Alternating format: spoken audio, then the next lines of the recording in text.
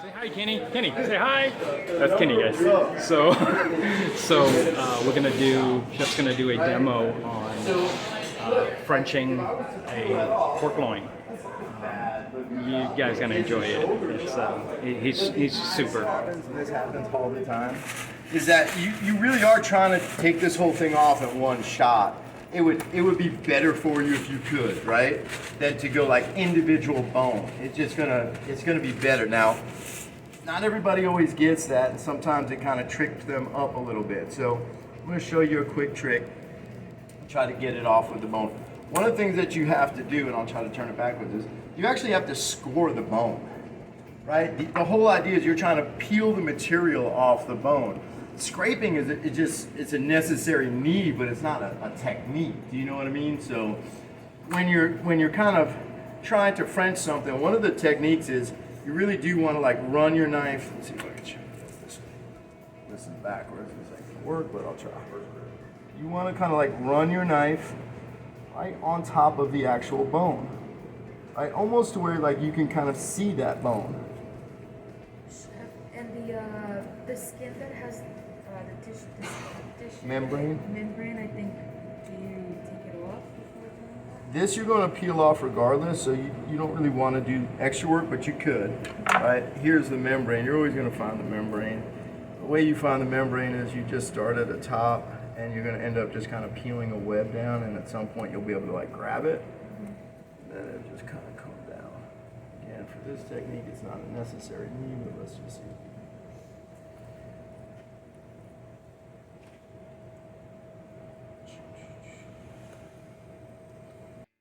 Is like, it's always wet and slippery.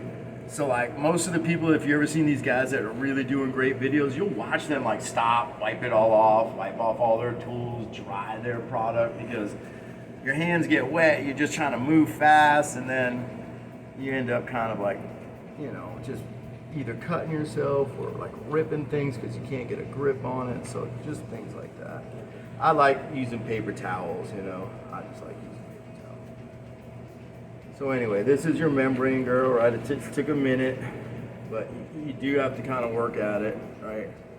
Again, one of the reasons why I just don't like that technique for this particular thing is the membrane kind of helps in this particular fabrication because it leaves like a glove on it. Do you know what I mean? It leaves like a glove on it. We still should be able to do it anyway. If not, we got plenty of pork we can demo out. So you already saw what I did, so now I gotta kind of face me. Otherwise, I'm gonna cut myself. And I don't want to do that. So I'm gonna go down. I'm gonna score each bone best I can. Actually, right on the bone. Right on the bone. If I miss it, which I just did, like I'll just go back and get it again. I'll turn it to you. Just give me a second to score it, and I'll turn it to you. Leaving the membrane on, like on the baby backs, I've always taken the membrane off. But when you get to the St. Louis and your spare ribs, that membrane is just a lot tougher to take off. It doesn't come off as easy as it does on the baby backs. Okay. For some reason. Okay. I don't know why. I don't either. I've not heard that, but I believe it. You know, again, somebody that has experience in doing something, if that's what I believe you. Yeah. In theory, I'd have to kind of figure out why, because it shouldn't make sense in theory. But sometimes things in theory and practicality, we've all been there, right? It's like people that live in that ivory tower live in the world of theory. You have to use your nail if you're not a monster like me, right? You could use something called a knife, right? And then what I did was I just scored on each bone, and then I made sure to like kind of open that up a little bit. Because remember I told you back when we started like kind of fabricating like the chicken legs and all that, and I told you even if you have like a little thread or fiber that you don't think is a big deal, that it could kind of be a big deal when you're trying to get something apart. So I go back and I just want to make sure that I can do the best I can, getting all those fibers off, because my goal again is to take this off in one shot. If everything's sticking, I'm gonna get hung up. Right now I'm probably gonna get hung up on this here. So that's not disconnected. Chef, you said it wasn't important whether or not you peel the membrane off. It's better if you don't. It's better if you don't for this technique. That's why I said, like, while I was doing it, I was like, all right, I'll take the membrane off. But the membrane acts as like a little umbrella or a little like shield or jacket for this particular technique. So then it would be better to score it first and then take the membrane off after. You know, it wouldn't be, you don't need to take the membrane off on the pork chops.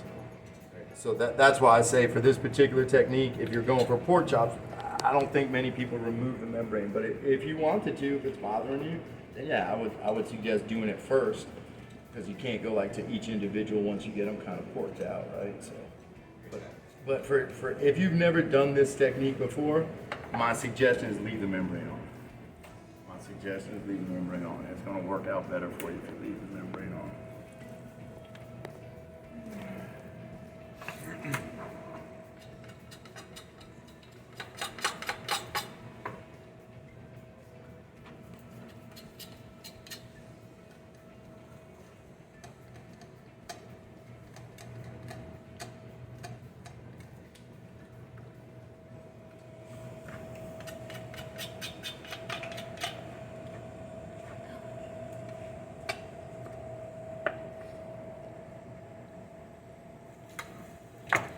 Now you want to figure out where, like on your eye, on your loin, you actually want to make your chops, right? You got to figure out what size you want to make your chops. Where on your loin you want to make it. So you got to figure out where you want to make it, and you could just assume that you're going to make it right above like where this fat cap line is, right? So you just assume that once you do that, you do something where you're going to say, I'm going to score it. What does that mean? I'm going to find out where that best spot is to kind of make a good looking pork chop, and I'm going to just run my knife in it like so. And I want to do my best to kind of get it where I have it on both sides relatively even. One of the things I like to do is just kind of mark it on that side. Come back, I'll find it here, and then I'll just kind of roll it a little bit just to mark it on that side. So now at least I have a starting point and a connecting point, right? It's not going to be perfect, but I'm goddamn close. Close is good for me. So now I have this thing kind of scored out. Now what I want to do is I want to kind of use the idea that I can pull this down. I want to kind of pull my bone forward, right, as I pull my meat back, right? So I'm going to kind of pull forward one way. I'll pull back the other way. I'm going to try to kind of separate these guys out. If I'm struggling, I'll kind of come in this way a little bit, right? Once I'm able to actually break it. And you can see, remember I told you, you'd be surprised, man, even a little bit that's hanging on.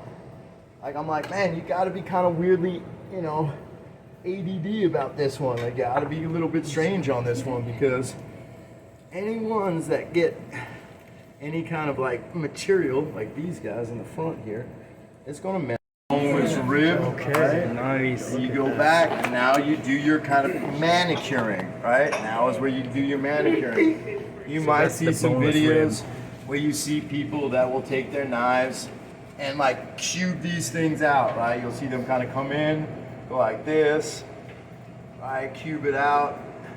But what you do when you do that, regardless, is you still have all that material on the bone. Like, who are you kidding? That didn't do anything. It kind of made it look like a square, but it's not a French. Do you know what I mean? Like, that's not a French. A French is a clean bone, okay?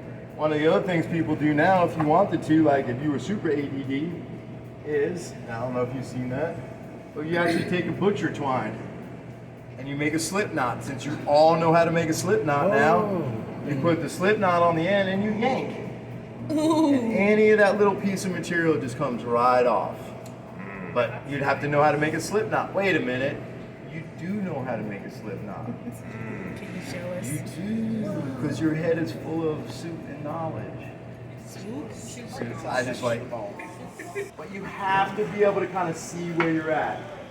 More often than not, people don't really cut in between the bones. They just don't. They typically pick a side.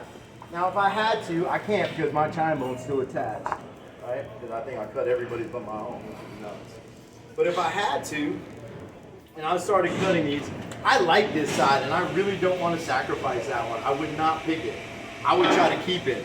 So what I would end up doing would be coming to this side, and I would start my cuts like so. And I would cut straight down. And then I would come to this next bone. And I would do the same thing. I would cut straight down. And this next bone. And I would always keep up against my bone. okay? When you are portion cutting and you are trying to get consistent cuts, what you're going to end up doing at some point, if you keep going in the middle, right, you're going to have a lot of variations of cuts. You just are. If you pick a side of the bone, you're going to be better off, right? You're going to be better off. Whereas she came up with 4 chops.